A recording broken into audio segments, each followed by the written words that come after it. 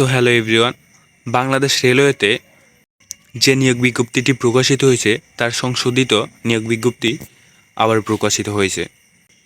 মূলত জুন মাসের 13 তারিখে এই নিয়োগ বিজ্ঞপ্তিটি প্রকাশিত হয়েছিল। দেশে বিভিন্ন সমস্যার কারণে যেটি স্থগিত করা হয়েছিল এবং সংশোধিত নিয়োগ বিজ্ঞপ্তি এখন প্রকাশিত হয়েছে। এখানে অনলাইনের শেষ তারিখ হচ্ছে 28/8/2024 তারিখ বিকাল 5টা অবধি। এবং এখানে কি কি উল্লেখ করছে দেখি। বাংলাদেশ রেলওয়ের রাজস্বভুক্ত স্থায়ী শূন্য train examiner, train controller, traffic apprentice ও ট্রেড অ্যাপেন্টেন্স পদ পূরণের নিমিত্ত স্মারক নম্বর দেওয়া আছে এবং তারিখ 13 জুন 2024 আবেদন মেয়াদ সময়সীমা নির্মুক্তভাবে বৃদ্ধি করা হলো।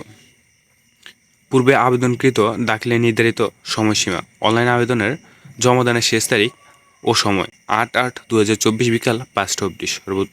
এছাড়া আছে জনপ্রশাসন মন্ত্রণালয়ের বিধি স্মারক নম্বর দেওয়া আছে এবং তারিখ 23 জুলাই 2024 জারিকৃত প্রজ্ঞাপন ও সরকার কর্তৃক সময়ে জারিকৃত বিধিবিধান ও পরিপত্রের আলোকে কোটা নির্ধারণের প্রাপ্যতা অনুসরণ পরিপালন করা হবে।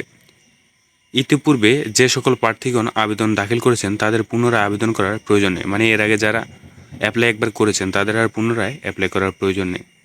সো এটাই বলা হয়েছে। আর যারা অ্যাপ্লাই করেন না 28 তারিখ বিকাল 5টার ভিতরে অ্যাপ্লাই করে ফেলবেন। সো ধন্যবাদ।